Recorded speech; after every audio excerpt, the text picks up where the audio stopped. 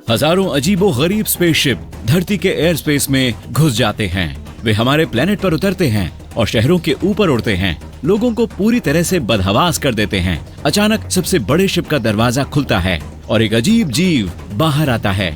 यह हमारी भाषा की कॉपी करने की कोशिश करता है और कहता है कि वे दूर के सितारे प्रॉक्सिमा सेंटोरी से आए हैं। शायद ऐसा कुछ हो सकता है क्योंकि वैज्ञानिकों ने हाल ही में उस तारे से एक अजीब रेडियो सिग्नल पकड़ा है। प्रॉक्सिमा सेंटोरी हमारे सोलर सिस्टम का सबसे नजदीकी तारा है। यह केवल 4.2 प्रकाश वर्ष दूर है, यानी इस तारे से शुरू होने वाली लाइट की बीम 4.2 साल में धरती पर पहुंचती है। वह भी पृथ्वी से सूर्य के बीच की दूरी के 2,70,000 गुना जितना दूर। प्रॉक्सिमा सेंटोरी स्टार इतना धुंधला है कि हम उसे बिना किसी इक्विपमेंट की मदद के नहीं देख सकते, लेकिन इसके सिस्टम में थोड़े राज छिपे हैं। चलो वहाँ उड़कर चलते हैं और करीब से देखते हैं। तो यहाँ पर यह है लाल बौना। यह हमारे सूर्य से 7 गुना छोटा और 8 गुना हल्का है। प्रॉक्सिमा सेंटोरी जुपिटर से 1.5 गुना बड़ा और लगभग 150 गुना भारी है, लेकिन हम जिस चीज की तलाश कर रहे हैं वह थोड़ी दूर है। यह प्रॉक्सिमा सेंटोरी बी है, पृथ्वी के समान एक प्लैनेट। यह पृथ्वी से केवल 10% बड़ा है और तारे के रहने लायक जोन में है। यह एकदम परफेक्ट दूरी है, न ज्यादा दूर न ज्यादा नजदीक, इसलिए वहाँ का टेम्परेचर न तो बहुत ज्यादा है और न ही बहुत कम। पानी अगर उस प्लैनेट पर मौजूद है तो यह लिक्विड रूप में हो सकता है, तो वहाँ जीवों का जीवित रहना और विकसित होना संभव है। हो सकता है कि जो सिग्नल हमें मिला है यह उसे भेजने के लिए डेवलप्ड हो। एक रेडियो सिग्नल बेसिकली वेव्स होती हैं। उनकी एक तय फ्रीक्वेंसी और लेंथ होती है। वैसे हम हमेशा नेचुरल तरीके से पैदा हुए सिग्नल और एक आर्टिफिशियल सिग्नल में अंतर को बता सकते हैं। प्रॉक्सिमा सेंटोरी बी से हमने जो सिग्नल पकड़ा उसकी फ्रीक्वेंसी 982 मेगाहर्ट्ज थी। किचन या कार में हम जो रेगुलर रेडियो सुनते हैं वह लगभग 100 मेगाहर्ट्ज के सिग्नल पकड़ता है। इसलिए वैज्ञानिकों ने निष्कर्ष निकाला है कि सिग्नल आर्टिफिशियली बनाया गया था। इस तरह के सिग्नल डेवलप्ड वर्ल्ड के बीच कम्युनिकेशन का एक तरीका हो सकते हैं। यदि यह असल में बाहरी स्पेस सिविलाइजेशन का मैसेज है तो हमें इसे डीकोड करने में कामयाब होना चाहिए। इसके लिए किसी भी सिविलाइजेशन को एन्क्रिप्शन के सबसे सरल तरीके को यूज करना चाहिए। उदाहरण के लिए धरती पहले ही स्पेस में एक रेडियो सिग्नल भेज चुकी है। यह रेसिबो मैसेज था। इस मैसेज में 1679 डिजिट हैं। यह 23 गुणा 73 स्क्वायर्स का एक रेक्टेंगल है जिसमें बाइनरी कोड का यूज करके हमारी सिविलाइजेशन के बारे में जानकारी दी गई है।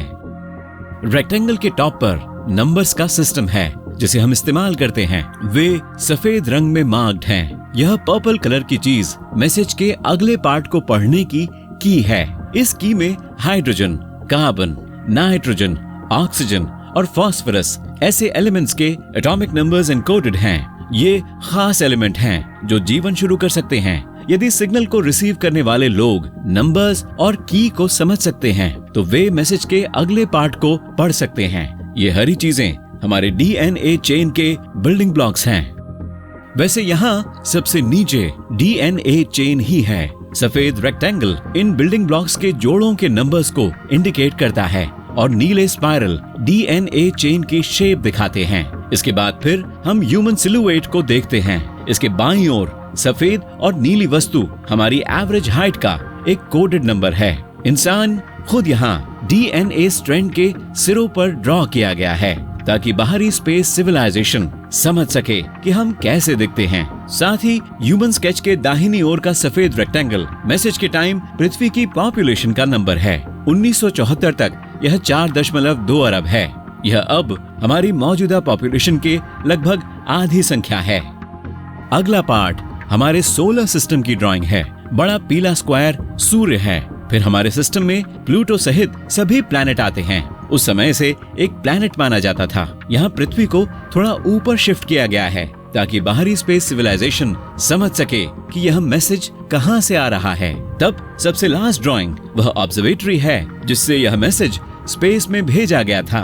वह सिग्नल अब पृथ्वी से 25,000 प्रकाश वर्ष दूर M13 तारा समूह की ओर बढ़ रहा है, तो यह वहाँ अगले 25,000 वर्षों तक नहीं पहुँचेगा। वैसे यदि असल में दूसरी तरफ कोई है जो सिग्नल प्राप्त कर सकता है, तो हमें रिस्पॉन्स हासिल करने के लिए इसके बाद और 25,000 सालों की जरूरत होगी। यदि प्रॉक्सिमा सेंटोरी का सिग्नल भी एक मैसेज है, तो हमें इसे डीकोड करने के लिए टाइम की जरूरत होगी। तो चलिए अपनी सुपर पावर्ड कंप्यूटिंग मशीन को चालू करते हैं और नतीजे का इंतजार करते हैं। लेकिन यह पहला मिस्ट्री सिग्नल नहीं है जिसे हमने पृथ्वी पर पकड़ा है। वैज्ञानिकों ने 1977 में एक अजीब वाव सिग्नल रिकॉर्ड किया। उन्हें लगा कि यह धनु राशि के कॉन्स्टेलेशन में से कहीं से आया है। टेलीस्कोप ने अज्ञात सिग्नल को अच्छे खासे 72 सेकंड्स तक पकड़ा था। बाद में सिग्नल के प्रिंट आउट को देखने वाले एक वैज्ञानिक ने निष्कर्ष निकाला कि सिग्नल आर्टिफिशियल था। उसने अपने रिएक्शन के रूप में प्रिंट आउट पर लिखा वाव। इसके बाद की ऑब्जर्वेशन और स्टडीज इस सिग्नल को फिर से नहीं पकड़ सकी। कुछ थियरीज ने कहा कि यह सिग्नल पास से गुजरते किसी सेलेस्टियल स्पेसशिप से आया था। यह उड़ता हुआ निकल गया और हम उसके बाद सिग्नल का पता नहीं लगा सके। लेकिन सबसे ज्यादा संभावना है कि यह सिग्नल पृथ्वी पर ही बनाया गया था। इसे ऊपर की तरफ भेजा गया, लेकिन यह काफी ऊंचाई पर किसी वस्तु से रिफ्लेक्ट हो गया। यह हमारे प्लेनेट का चक्कर लगाने वाला एक एरोप्लेन, एक सैटेलाइट या स्पेस का मलबा हो सकता है। फिर इस सिग्नल को टेलीस्कोप द्वारा पकड़ा गया। वैसे क्योंकि यह इंसानों का तैयार किया गया था, इसकी सभी खासियतों ने जैसे वेवलेंथ और फ्रीक्वेंसी वैज्ञानिकों को कंफ्यूज कर दिया होगा। 2017 में वैज्ञानिकों ने प्रॉक्सिमा सेंटोरी पर एक फ्लेयर को रिकॉर्ड किया। केवल 10 सेकंड में तारे की चमक 1000 गुना बढ़ गई थी।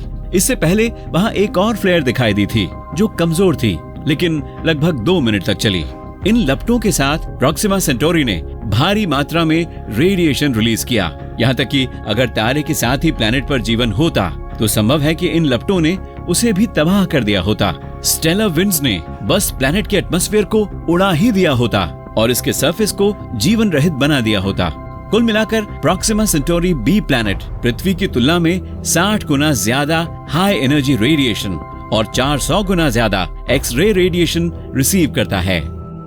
वैज्ञानिक यहाँ जीवन की संभावना 10 करोड़ में से 1 मानते हैं। फिर जबकि हम अभी तक पक्के तौर पर नहीं जानते कि सिग्नल आर्टिफिशियल था या नेचुरल, पृथ्वी पर आने वाले स्पेसशिप के ग्रुप का सिनेरियो बिल्कुल असंभव है।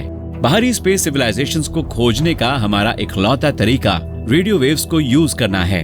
वे पूरी ताकत से छोड़े गए शोर की तरह हैं, जो लाइट की स्पीड से हमारे प्लेनेट से अलग अलग डायरेक्शंस में निकलते हैं। यहाँ मेन प्रॉब्लम बड़ी बड़ी दूरियां हैं। हमारी गैलेक्सी मिल्की वे 1 लाख प्रकाश वर्ष चौड़ी है। मान लीजिए कि इसके दूसरे छोर पर जीवन है।